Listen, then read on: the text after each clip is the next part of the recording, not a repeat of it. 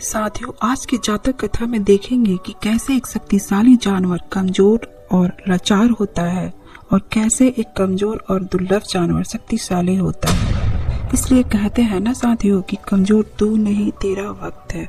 नमो बुद्धाय साथियों, स्वागत है आप सभी का फिर से आपके अपना चैनल सम्यक कल्चर में। साथियों, आज मैं फिर से हाजिर हूँ एक और नई जातक कथा के साथ, जिसका नाम है गुड़ जातक कथा।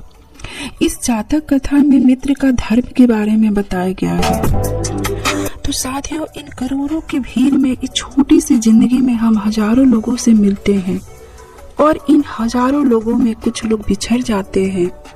कुछ लोगों में से एक दो को हम चुनते हैं जो सबसे प्यारा होता है, जिसे हम मित्र, दोस्त या बेस्ट फ्रेंड कहते हैं। तो साथियों, इस जातक कथा का शुरुआत करने से पहले आप सभी से गुजारिश है, अगर इस चैनल को सब्सक्राइब नहीं किया है तो सबसे पहले सब्सक्राइब करें और साथ ही साथ लगे हाथ बेल आइकन बटन को भी प्रेस करें, जिससे आने वाले वीडियो का नोटिफिकेशन सबसे पहले आप तक पहुंचे। तो साथियों, एक समय की बात है, एक पर्वत की गुफा में एक शेर रहता था। उस पर्वत के चारों ओर बड़ा तालाब था। एक दिन शेर ने गुफा से निकलकर पर्वत के नीचे की ओर देखा। वहां दलदल के ऊपर कोमल हरी हरी घास उगी थी और मृग अपने साथियों के साथ कोमल हरी घास खा रहे थे। मृगों को देख शेर ने उनका शिकार करने की सोची। उसने पर्वत के ऊपर से ही नीचे घास खा रहे एक मृग हिरन पर छलांग लगाई। सभी मृग जान बचाकर भाग निकले। वेग से कूदने से शेर नीचे दलदल पर जा गिरा और उसके चारों पैर दलदल में खंबे की तरफ फंस गए। अब दलदल से उसका बाहर निकलना मुश्किल हो गया।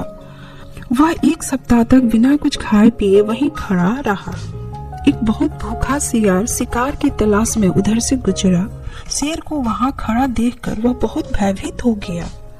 शेर ने उसे देखते ही अपने पास बुलाया और कहा, बहुत सियार, डरो मत, मैं दलदल में फंसा हूँ, मेरी जान बचा, मुझे बाहर निकाल।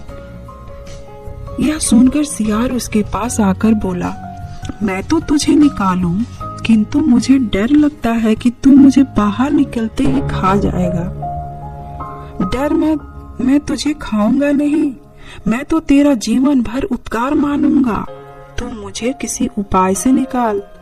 सियार को उस पर दया आ गई। उसने शेर के दलदल में फंसे चारों पैरों के आसपास से गीली मिट्टी हटाई और उसमें नालियां बनाकर पानी भर दिया। पानी ने उसके पैरों के नीचे मिट्टी को नरम कर दिया। अब सियार शेर के पेट के नीचे घुसकर खड़ा होकर शेर से बोला, स्वामी, जोर लगाओ। सियार ने भी अपने सिर से शेर के पेट में टक्कर मारी। शेर ने भी खूब जोर लगाया। पैरों के हिलाने डुलाने से दलदल और नरम हो गया। अब शेर कूदकर दलदल से बाहर आकर खड़ा हो गया।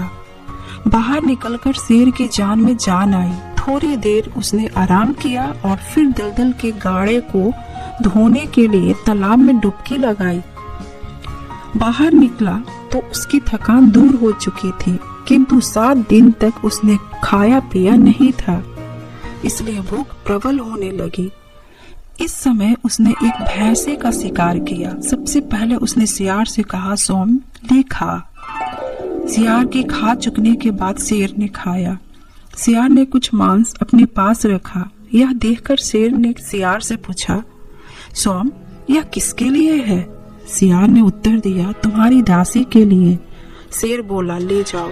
इसके बाद शेर ने भी कुछ मांस शेरनी के लिए ले लिया। सियार का उपकार शेर के लिए अत्यधिक था, इसलिए उसने सियार से कहा, सोम, पहले मेरे घर पर चलो। दोनों पर्वत पर शेर की गुफा पर साथ साथ गए। शेरनी को मांस देकर शेर सियार से बोला, सोम, अब तेरे घर पर चलते हैं। दोनों वहां पहुंचे। सियार ने अपने घरवाली को मांस खाने को दिया। विदा होने से पूर्व शेर ने सियार को आश्वासन दिया, अब मैं तुम्हारी देखभाल करूंगा, तुम मेरे पास ही गुफा में रहो।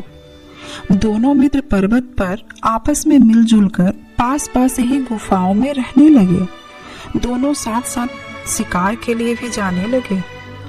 अब तरह तरह के पशुओं का रोज शिकार करते और वहीं मिल बैठकर खाते। दोनों अपनी घरवालियों को भी ला कर देते। समय बीतने के साथ साथ दोनों की मित्रता भी गाढ़ी होने लगी, लेकिन शेर और सियार की यह मित्रता शेरनी को अच्छी नहीं लगती थी। जब दोनों मित्र शिकार को निकलते तो शेरनी सियार के घरवाली को डराती और कहती, तू यहाँ क्यों रहती है? तुम यहाँ से कहीं दूसरी जगह क्यों नहीं चली जाती हो? रोज रोज के तंग करने से सियार की घरवाली दुखी हो गई। एक दिन उसने सियार से कहा, पता नहीं शेरनी मेरे साथ ऐसा बर्ताव क्यों करती है। क्या शेर के कहने से तो ऐसा नहीं कहते?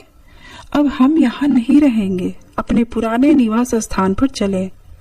सियार ने यह बातें शेर को बताई और कहा, स्वामी, हम तुम्हारे पास बहुत रह लिए। अधिक दिनों तक पास पास रहने से मित्रता घट जाती है। हमारे शिकार पर जाने के बाद शेरनी मेरी घरवाले को तंग करती है, उसे डराती है कि हम यहाँ क्यों रहते हैं और रोज रोज यहाँ से भाग जाने के लिए कहती रहती है।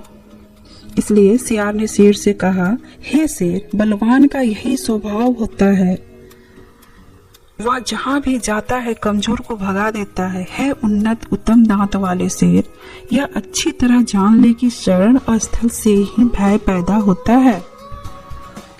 यह सुनकर शेर ने शेरनी से जाकर सारी बातें पूछी।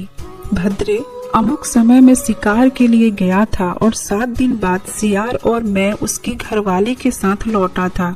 क्या तुम्हें याद है? हाँ, मुझे याद है। मेरे 1 सप्ताह तक न आ सकने का कारण जानती हो शेरनी? स्वामी, नहीं जानती हूँ। इसके बाद उसने सारी घटना विस्तार से शेरनी को बताई और कहा, यदि मित्र दुर्बल है, मित्रता को पूरा करता है, तो वही असली रिश्तेदार है, भाई है, मित्र है, सखा है, सहाय है। यह सियार मेरे प्राणों की रक्षा करने वाला है। यह सुनकर शेरनी ने शेर से क्षमा मांगी और फिर दोनों मित्र मिलजुल कर प्रेम पूर्वक रहने लगे। तो साथियों, यहाँ जातक कथा मित्र का धर्म समाप्त होता है। लेकिन एक बात हमेशा याद रखना, निराश ना होना, कमजोर तेरा वक्त है, तू नहीं। भूखा शेर हमला कर सकता है और जख्मी शेर तबाही, लेकिन साथियों इस जातक कथा मित्र का धर्म में शेर ना ही भूखा रहता है और ना ही जख्मी, बस उसका वक्त बुरा रहता है क्योंकि वह लाचार रहता है। सियार ने उसके बुरे वक्त पर काम आता है, इसलिए शेर कमजोर सियार की ताकत को समझ पाता है। तो साथियों, कैसा लगा आप सभी को ये जातक कथा?